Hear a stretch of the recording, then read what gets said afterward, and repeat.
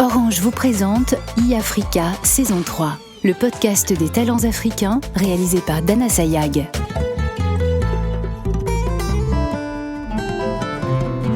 Le sport est à l'honneur cette année et dans cet épisode, vous allez découvrir la gymnaste algérienne Kélia Nemour et le sprinter ivoirien Arthur Cissé.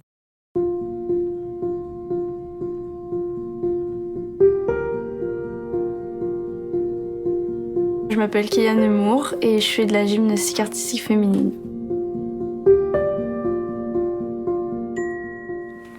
Bah oui, je pense que je suis assez sérieuse quand même. Avoine, Beaumont, France. Allez les filles. Ça a arrêté de devenir un jeu à l'âge de 8-9 ans, je pense. C'est vrai que quand j'étais petite, tout le monde me disait « Oh, t'es trop forte, tu vois comment tu fais ?» Et moi, je croyais pas, je pensais que vraiment j'étais comme les autres filles. Mais je crois que c'est quand j'ai commencé à faire des gros éléments et que j'ai vu mes vidéos et mes résultats par rapport aux autres, à mes concurrentes et tout, que j'ai vu que oui, j'étais un peu douée quand même. J'ai gym tous les matins et tous les après-midi. Samedi, c'est repos toute la journée et dimanche, c'est entraînement le soir. Je me réveille à 6h45 pour l'entraînement à 7h15 jusqu'à 10h15. Après, je rentre, je fais mes cours jusqu'à peu près midi, 1h. Et après, entraînement 15-19. J'ai déjà commencé à avoir des horaires aménagés, moi, en CM2. Je m'entraîne environ 32-33 heures par semaine. C'est compliqué, la fatigue musculaire, mentale, surtout en fin de semaine. Je sais que je fais pas ça pour rien, j'ai des objectifs, donc je me redis ça en tête et c'est reparti. Kélia, on date debout, 3. On date debout, 3 demi-courses. Allez, on peut y aller ?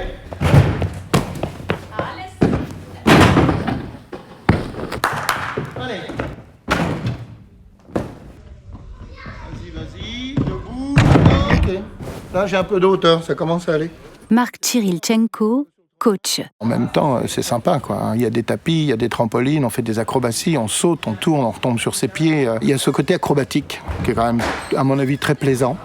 Il y a ce côté maîtrise du corps. Et donc, c'est pour ça que ça prend du temps. La gym est chronophage, c'est clair. Il faut apprendre tous les gestes techniques tout le temps. Je ne crois pas que ce soit plus difficile que de courir le marathon ou d'autres disciplines qui, moi, me paraissent effrayantes presque. Quand on est petite, à 6 ans, 6-7 ans, on démarre avec quelques heures par semaine et puis après, on évolue ou pas si on a des affinités, des dispositions. Et en fait, on n'a jamais été ennuyé dans la progression d'une athlète par ce nombre d'heures. Le nombre d'heures n'a jamais été un frein, en fait. Ce qui est un frein, c'est le manque de qualité physique à la base, qui nous oblige à faire un travail complémentaire. Ce qui est un frein, c'est quand les enfants viennent de loin, quand elles sont éloignées. La séparation familiale est toujours difficile à gérer. Ce qui est un frein, c'est la capacité de s'organiser. Entre l'école, la gym et la vie familiale, c'est toujours un équilibre difficile à trouver. Et puis, elles ne font pas 30 heures de course à pied. Les temps sur la grille sont courts. On parle de passage de 5 secondes, 6 secondes, 7 secondes. Et il y a 2 minutes derrière de récupération. Donc, le temps effectif d'entraînement, il n'est pas si important que ça. Mais le temps de présence, oui. Allez, on y va. 1 et 1. T'as choisi. C'est parti.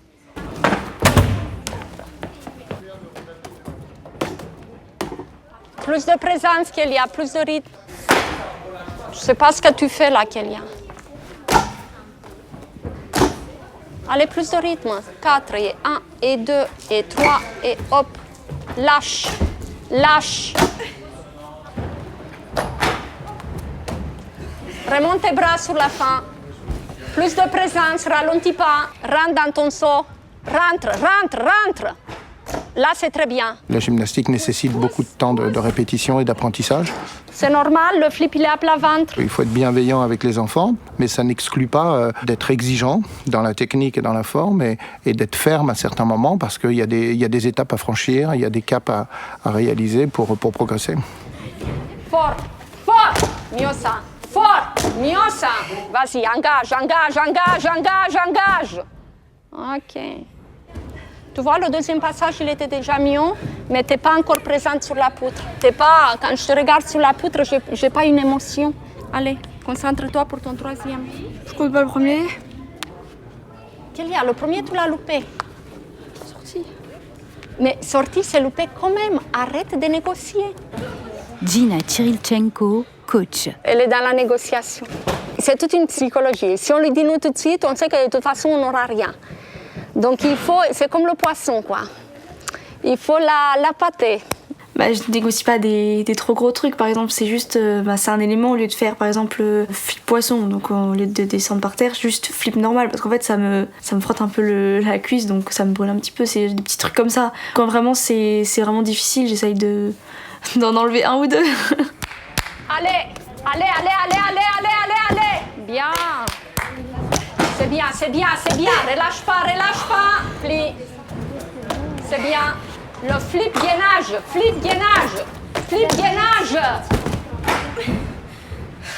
Raté. J'aime pas. Refaire. Mais bon, c'est ça la gym, donc voilà. Et j'aime pas beaucoup la muscu-jambes aussi. Ça me fait trop mal aux jambes. Ce que je te demande, écoute-moi quand je te parle. Tu as 16 ans, maintenant tu sais ce que c'est la gymnastique de haut niveau. Tu fais attention parce que tes appuis sont pas bons. Et en compétition, tu vas louper. Personne ne t'y oblige. Ça doit venir de toi. J'ai envie de faire le mouvement parfait à une compétition. J'ai envie de faire la perfection en fait. D'avoir la plus haute médaille au jeu. Là, j'ai les internationaux la semaine prochaine. J'ai fait 5 rêves dessus. C'est stressant, mais j'ai hâte quand même. C'est vrai que c'est une pression, mais ça encourage, vu que tout le monde est derrière moi, justement. C'est pas une mauvaise pression, c'est vraiment de l'encouragement, donc ça me pousse à bien faire, quoi. C'est dur, hein? C'est difficile la sortie, hein?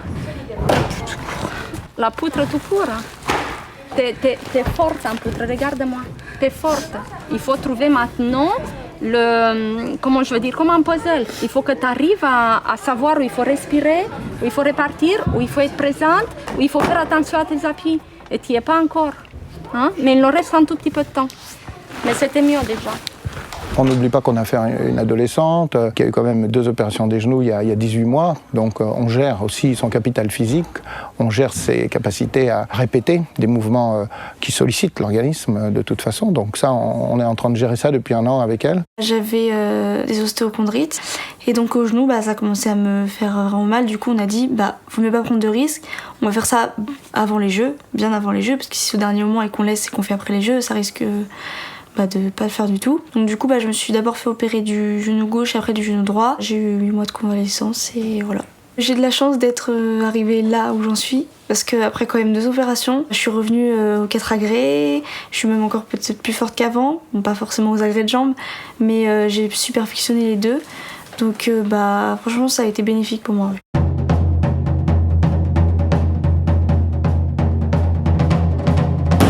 En fait, le médecin de la fédération a dit que j'étais pas prête encore à reprendre, alors que il m'a pas consulté, il m'a pas téléphoné, il m'a pas envoyé de message, rien. Et donc du coup, au bout d'un moment, il y avait les filles qui concouraient en juillet et tout, en équipe de France et tout, j'en avais marre, quoi. J'avais l'autorisation depuis 5-6 mois par le chirurgien et je pouvais toujours pas, il voulait toujours pas me laisser alors qu'il m'avait même pas rencontrée. Donc on en a parlé et vu que j'ai la nationalité algérienne, voilà.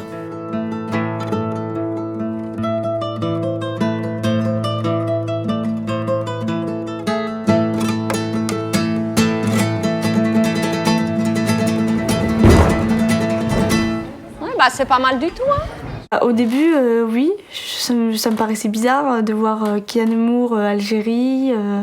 Puis je me disais, c'est dommage quand même, parce que j'aurais pu être aussi à l'équipe de France et tout, mais au final, l'Algérie m'a ouvert les portes, alors je suis contente. J'ai toujours travaillé pour un objectif, aller aux Jeux, donc ça n'a pas changé ma gym que je matche pour la France ou pour l'Algérie.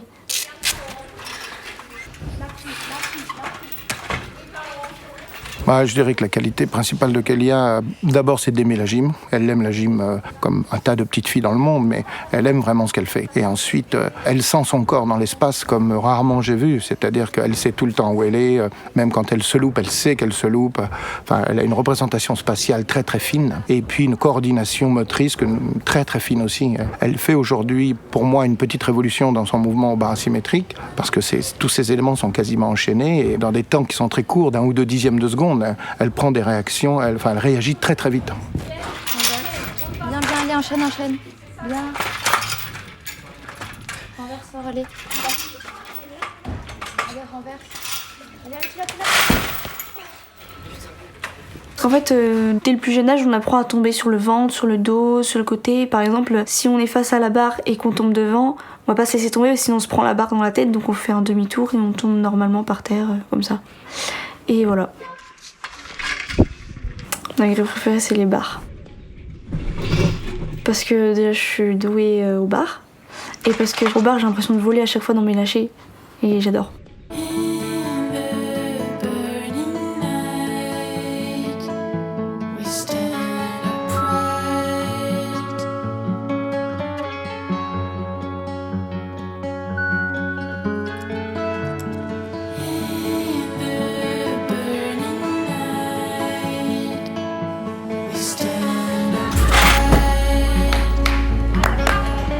C'est dommage, hein?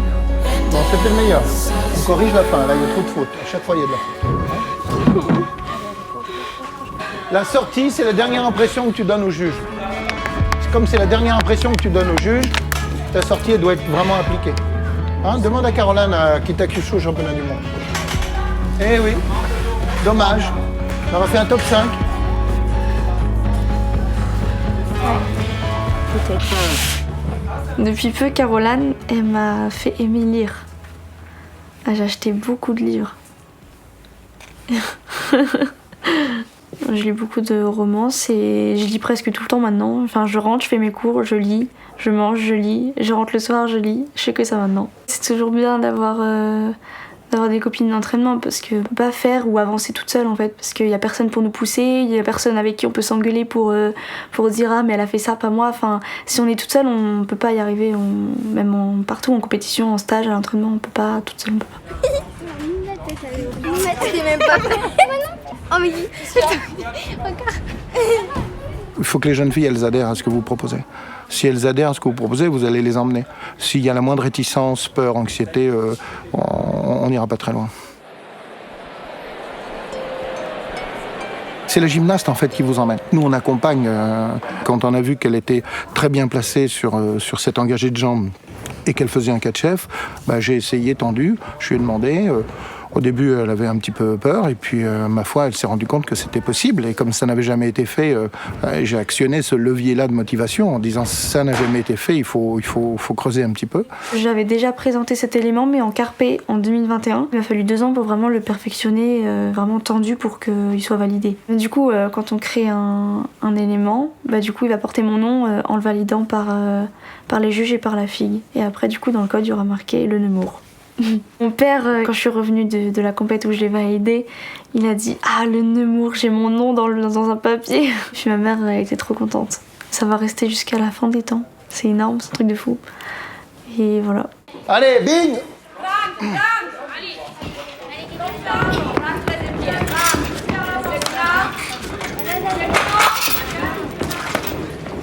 C'était vraiment excellent. C'est excellent est un mot que j'ai du mal à utiliser. Mais bien, c'était très bien. Super. T'es contente? Pourquoi t'es pas contente? Kélia a un taux d'échec ou de loupé en compétition qui est très très faible en fait. Elle a tendance à plutôt réussir ses compétitions et à se prendre vraiment en main et à se prendre au jeu au bon moment. Alors il y aura des loupés, inévitablement il y aura des loupés avec les figures acrobatiques qu'elle fait, mais je crois qu'elle a de bonnes chances de se construire un joli palmarès. Si tu as compris le principe de l'exercice, c'est excellent. En fait, je m'attendais à pire. On commence à être prête. Abidjan, Côte d'Ivoire.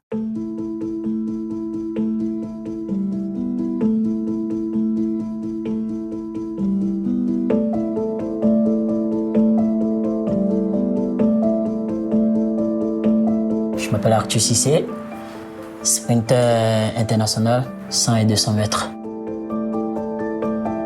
Le défi, j'aime gagner. Déjà, tout a commencé, je pensais quand j'étais en classe de 4e. Et là, mon professeur il m'a dit, vu que tout le temps je venais m'entraîner au terrain de foot, je jouais au foot, je jouais ailier droit et j'étais super rapide. Il m'a dit, écoute, il y a une détection qui s'annonce. Vu que tu es assez rapide, vas-y, viens faire la détection. Moi, je dis, c'est quoi la clé? Il me dit, vas-y, on court. J'ai dit, mais on peut pas s'arrêter et courir comme ça, comme des fous. C'était mon professeur d'EPS. Il m'a dit, si tu viens pas faire la détection, tu auras 0. J'ai dit, ah, monsieur, mais comment ça, j'aurai 0? Il dit, vas-y, viens, c'est juste prendre du plaisir, tout ça. On a fait la détection. dans ma région où j'ai gagné tout le monde. Et ils m'ont dit il aura la finale nationale. Et c'est ainsi qu'on est arrivé à Yamoussoukro. Il y avait des athlètes déjà qui s'entraînaient, tout ça. Ils avaient des pointes, des chaussures avec des clous, tout ça. Je me dis, mais ces mecs-là, qu'est-ce qu'ils portent là? Il y a des pointes en bas et tout ça. Moi, j'étais en leket avec mon short bizarre, avec mon maillot de Barcelone. Et j'ai gagné tout le monde. Tous ceux qui s'entraînaient pendant des années et tout ça, je les ai battus. Il y avait du monde, c'était rempli. Je me disais, moi, je viens juste pour courir. On me dit, Arthur, il faut juste courir. Donc, moi, je viens, je me mets sur la piste, je sais pas comment faire le départ et tout ça, et je gagne tout le monde. Je suis content. Ça saute sur moi. Je dis, qu'est-ce que j'ai fait de spécial? J'ai rien fait de spécial. Et après, voilà, je suis arrivé dans ma région, le préfet m'a reçu et tout ça. Mais après ça, moi, c'était le foot qui était encore dans ma tête. Mais je pense que c'est quand j'ai intégré le centre Mireille Aoué, je commençais à m'entraîner, je faisais sport, études et tout ça. Donc j'ai eu une bourse et c'est de là que tout est parti. Et j'ai connu mon coach actuel, M. Anthony Kofi, avec qui j'ai commencé à apprendre certaines choses sur l'athlète, comment ça se passait, comment ça se déroulait. Aujourd'hui, on est au top niveau et on espère que ça va continuer comme ça.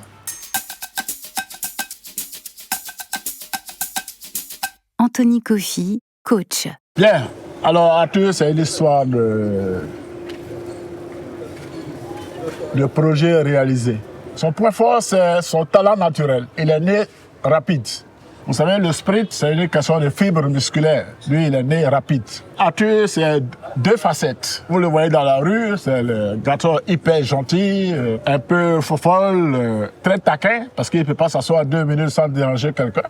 Toujours en train de danser. Dans sa voiture, la musique, c'est volume de boîte de nuit.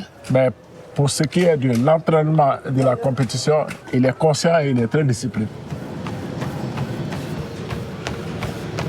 Quand il est arrivé au centre de Dakar, il était à 10,53. En 2017, il a couru en 10,39. En 2018, il fait 10,18. Et puis, un jour, on l'invite à Leverkusen. On m'appelle, on dit, est-ce que tu sais qu'Arthur a couru en 9? Donc, de 2016 en 2018, en 2 ans, il a couru en 9 au 100 mètres. Je prends juste du plaisir. Ça fait partie de l'entraînement. Donc, c'est vraiment pas une tortue. Ça brûle! Sans la musculation, c'est vraiment difficile de faire le 100 mètres. Mais il y a les abdos maintenant. Il n'y a plus un gros ventre, il n'y a plus une pastèque. Il y a les abdos maintenant. Je ne dois pas abandonner, je dois aller jusqu'au bout, quelle que soit la douleur. Faut juste continuer. Coach, c'est bon, non? Ou bien on continue. OK, come on.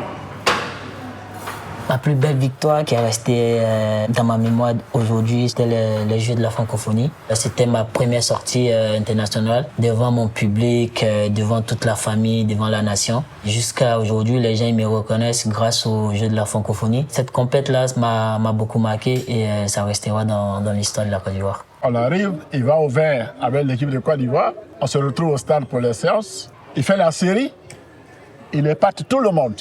Et c'est maintenant les Ivoiriens découvraient qu'ils avaient un talent né. En demi-finale, il fait le meilleur chrono. Donc pour lui, la finale, la médaille d'or est assurée. Au stade, il y avait tout son environnement, ses parents, ses amis. Mais à l'échauffement, quand j'ai vu son accoutrement, je lui ai dit, mon petit, calme-toi parce que je te sens trop excité. Tout le peuple ivoirien était au stade pour voir le nouveau coureur, mais qu'est-ce qu'il nous fait là, il est trop rapide. Donc moi, je dormis avec ma médaille dans la tête. Donc je me dis, aujourd'hui là, moi je viens prendre ma médaille. Et ça sera ma première médaille de l'athlétisme international. J'étais sûr que j'allais gagner à 2000%, à 3000%, c'était sûr que j'allais gagner. Mais je pense que Dieu a dit, écoute, t'as trop la confiance, on redescend sur terre. Attention, ici, on va suivre cette course avec un intérêt particulier. Cissé au 4 et Sikobo au 5, les deux favoris de cette course. On dirait que l'enjeu a tué le jeu. Parce qu'il était tellement sûr, il était tellement excité qu'il a trébuché au départ. Et c'est bien parti. Cissé a raté un appui au départ et c'est Sikobo qui prend la tête maintenant. Cissé finit très fort, revient lentement à sa hauteur. Va-t-il l'emporter? Sikobo, Cissé. Sikobo est battu, je pense, par Cissé. Cissé gagne pour la Côte d'Ivoire, mais d'un cheveu. Malheureusement, je fais deuxième. C'est le photo finish qui nous a départagé. Après, moi, j'étais dessus, j'avais plus le moral et tout ça. Mais c'est ça aussi, le sprint. Si tu trébuches, c'est fini, c'est mort. Les gars, ils sont partis. Parce qu'on a presque le même niveau, en fait. Donc, il suffit que tu aies un petit faux pas et c'est fini. Il sort de là, il vient me trouver sur la piste d'échauffement. Il me dit, coach, merci. Mais en même temps, il commence à pleurer. Coach, j'ai raté la médaille d'or. Je lui ai dit, non, t'inquiète. C'est ça aussi le haut niveau. Et c'est maintenant ta carrière commence.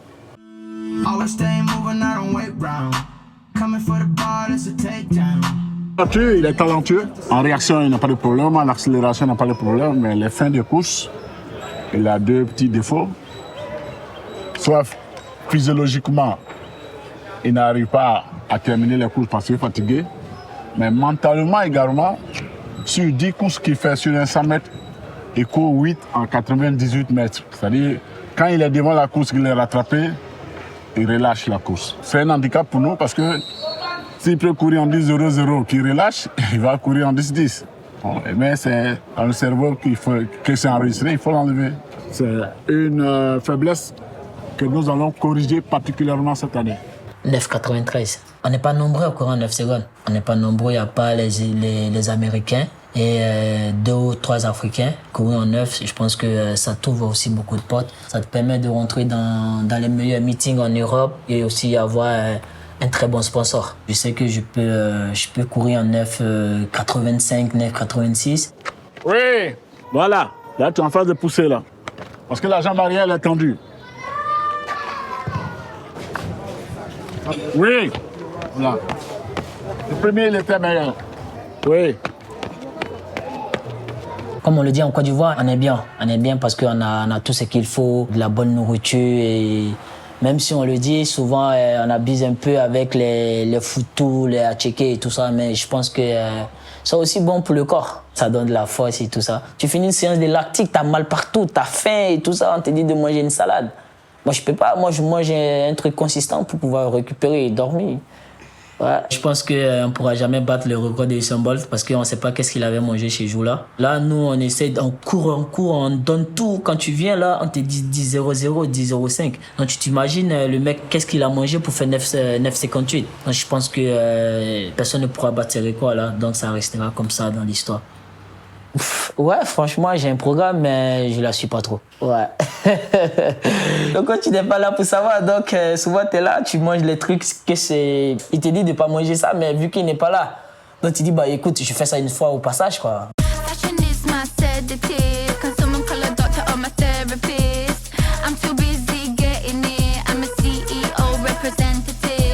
Il y a beaucoup de choses qui manque en ce moment. On n'a pas une très bonne piste ici à Abidjan. On a une piste vraiment qui ne nous permet pas de pouvoir bien s'entraîner. Il y a beaucoup de conditions qui nous manquent. Mais je pense que c'est à nous de mettre toutes ces conditions-là en place pour pouvoir atteindre l'objectif qu'on veut atteindre. Les athlètes africains ont quelques problèmes. Ils ont le talent, mais les États attendent le résultat pour faire la fête. Alors que le résultat se prépare avec les moyens et le haut niveau, ça coûte très cher.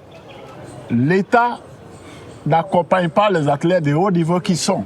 Arthur, il vit avec ce qu'il gagne dans son contrat et ce qu'il gagne en compétition. Alors qu'il a son loyer à payer, son carburant à payer, il a sa famille et tout.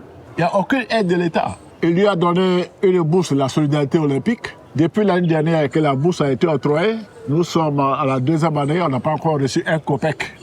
Pendant ce temps, il s'entraîne comment, il vit comment, il se déplace comment. Ce que les gens oublient, c'est que nous, en Afrique, on a le talent. Et moi, c'est pourquoi j'ai choisi d'être coach. Rester en Afrique, avec nos moyens, travailler dans nos conditions, avoir le niveau des autres, même les battre. Après ma carrière, pourquoi pas diriger la Fédération ivoirienne d'athlétisme et d'essayer de donner aussi mon savoir-faire et aider aussi les jeunes qui viendront derrière. Moi, ici, le président, toi, t'es le comptable. Ah, bien sûr. Tu iras sur la tôle.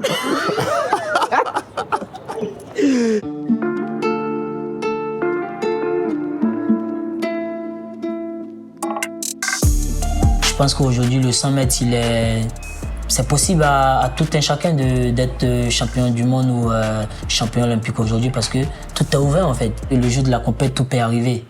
Donc moi, je pense qu'aujourd'hui, le 100 mètres, tout le monde peut être champion olympique ou champion du monde. Nous, on court contre le chrono, on court contre personne. Donc moi, selon moi, mon adversaire, moi, c'est le chrono en fait. Ouais.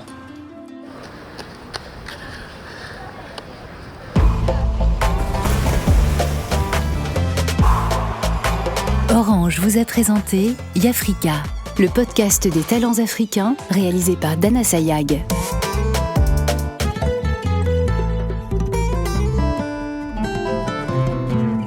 Dans le prochain épisode, retrouvez le parcours de l'athlète sud-africain Peter Dupré.